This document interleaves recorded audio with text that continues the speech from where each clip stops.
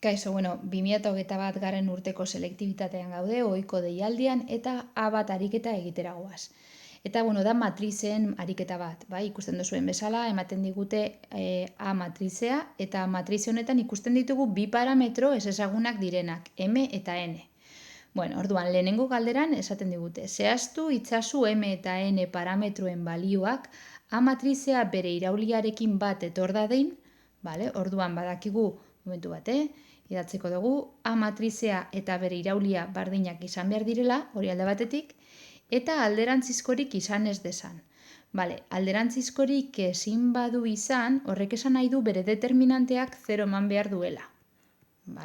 Determinanteak 0 eman behar du. Orduan, jarriko dugu lehenengo eta behin, A matrizea, momentu bat, A matrizea da bat minus bat, bat, M, N bat, eta bat, bi matrizea. Eta berdinduko dugu bere irauliarekin. Orduan, bere iraulia, gogoratu iraulia lortzen dugula zutabeak errenkadak bihurtuz, bai? Edo errenkadak zutabe. Orduan, lehenengo zutabe izango litzateke bat minus bat, bat. Bigarren zutabea M, N bat, eta azkenengoa bat, bi. Orduan, begira, bi matrize hauek berdinak izan behar badira, bere barruko elementuak ere berdinak izan behar dira.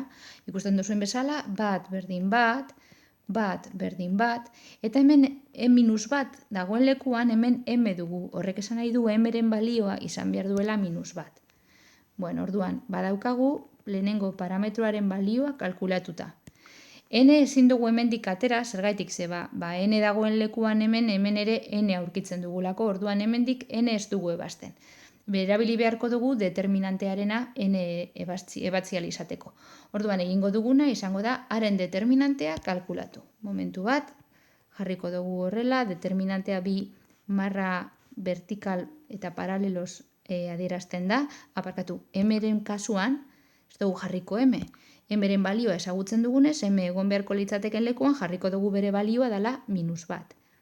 N bat eta bi. Orduan, kalkulatu behar dugu hirugarren ordeneko matrize honen determinantea, eta horretarako egiten dugu Sarrosen erregela, bai? Gogoratu, armiarma sare hori, bai? Hau da, diagonal nagusian dauden elementuak biderkatzen ditugu. Bat bider N bider bi. Beraz, momentu bat, bi N. Gero, minus bat, bider puntakoa bider bat. Honek ematen du, minus bat. Eta minus bat, bider bat, berriro ere, minus bat. Eta orain, kendu behar diogu kombinazio bardinak, baina beste zentzuan, beste diagonala, itzeron pixka bat. Izango litzateke, bat bider N bider bat, N. Gehi, minus bat bider minus bat, plus bat bider bi, bi. Eta bat bider bat, plus bat. Orduan, honek ematen du, bi N, ken bi, ken N, ken iru. Beraz, N, ken bost. Orduan, esan dugu determinanteak eman behar duela 0. Orduan, determinanteak 0 eman behar baldin badu, N ken bost izan behar da 0, beraz, N ematen digu bost. Bagoz orain, hurrengo atalarekin. B atalan esaten digute, M berdin 0 eta N berdin iru denean, kalkula ezazua alba da alderantzizko matrizea. Orduan, ikusten duzuen bezala, hemen jarri dugu A matrizea eta M eta N egon beharko lirateken lekuan, ordezkatu dugu 0 eta iru balioak. Orduan, matrize honen alderantzizkoa kalkulatu behar badugu, lehenengo eta behin egingo duguna izango da bere determinantea kalkulatu. Orduan, jarriko dugu orain, matrize hau, bi marra vertikalen artean, momentu bat, eta kalkulatuko dugu determinantea, Orduan, determinantea lehen egin dugun bezala, Sarrosen erregela aplikatuko dugu. Lehenengo, diagonal honen zentzuan dauden kombinazioen biderketak egin behar ditugu, beraz, bat bider iru bider bi, 6. Gero, minus bat, bider bat, minus bat. Eta 0 bider bat, 0. Beraz, orain jaken eta parentesien artean, bat bider iru bider bat, iru. Momentu bat, jarriko dugu, iru, hor dago. Gero, minus bat bider 0 bider bi, 0. Eta bat bider bat bider bat, bat. Beraz, gehi bat izango litzateke. Orduan begira, 6 ken bat, bost. Ken lau, bat. Beraz, determinanteak ematen duenez bat eta A matrizeak karratua danez, A matrizearen alderantzizkoa kalkulatu daiteke. Idatziko dugu hemen alderantzizkoaren formula, bai?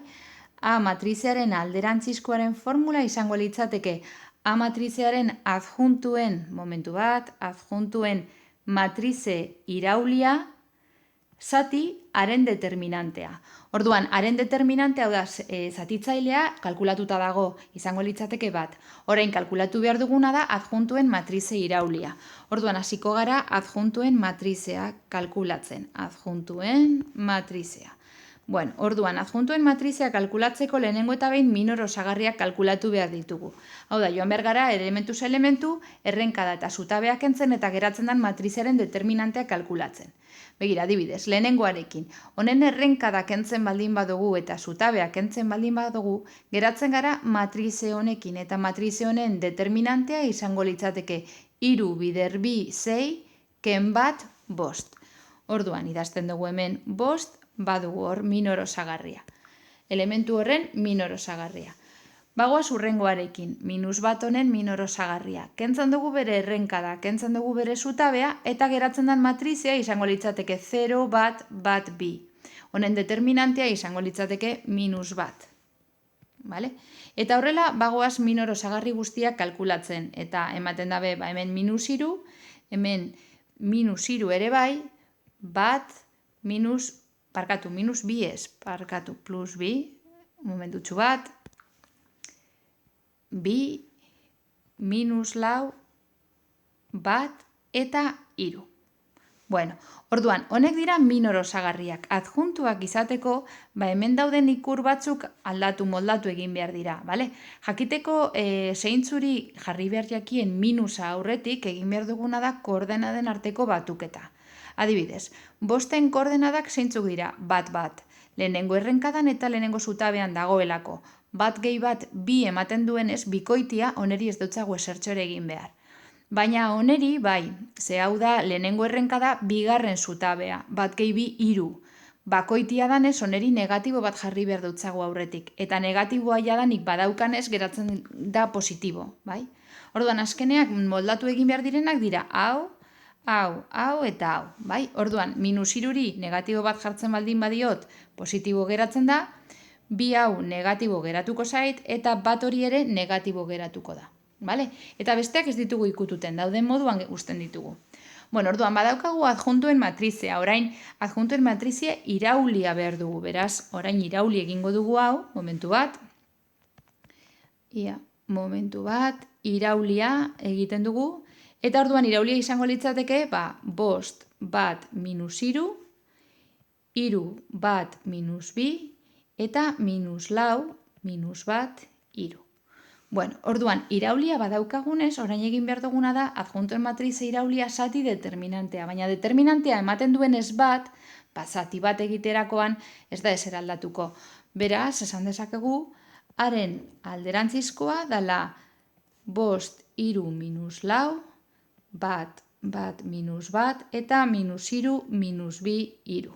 Bueno, orduan, hau ondo egin dugun konprobatzeko egin beharko genduana zan, haren alderantzizkoa eta A matrizeak biderkatu eta emaitza izan behar da identitate matrizea.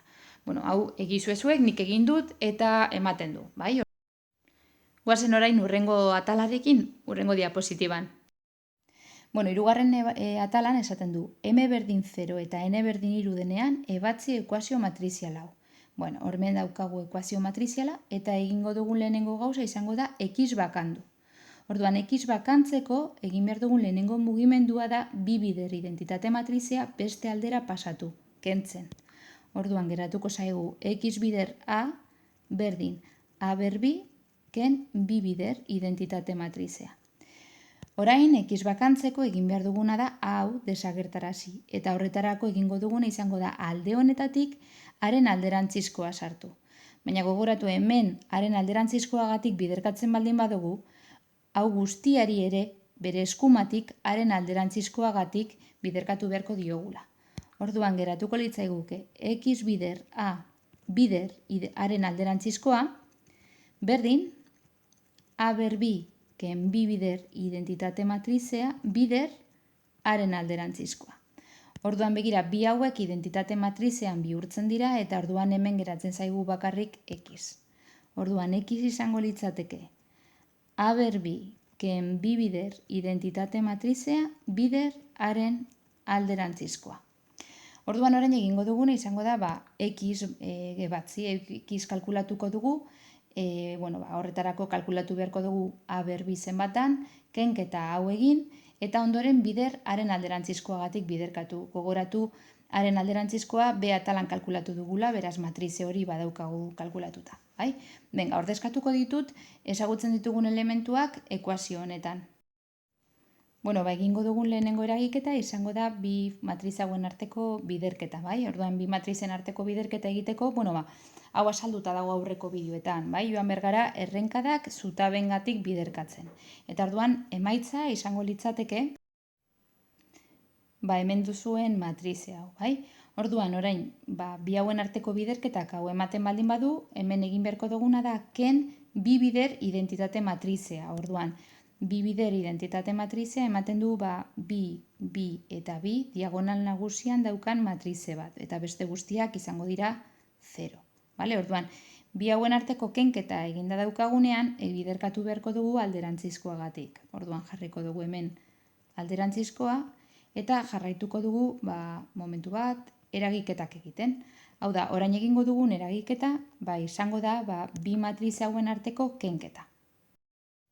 Eta kendura hori izango litzateke hemen daukagun matrize hau, Ikusten duzuen bezala, bi ken bi 0, minus iru ken 0 minus iru, bi ken 0 bi, eta horrela matrize guztia osatuko genduan.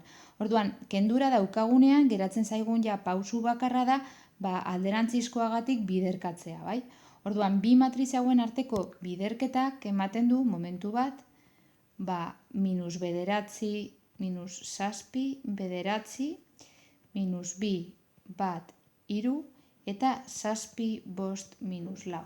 Hau izango litzateke beraz, x matrizearen balioa edo, x matrizea. Eta horrela bukatu dugu ariketa.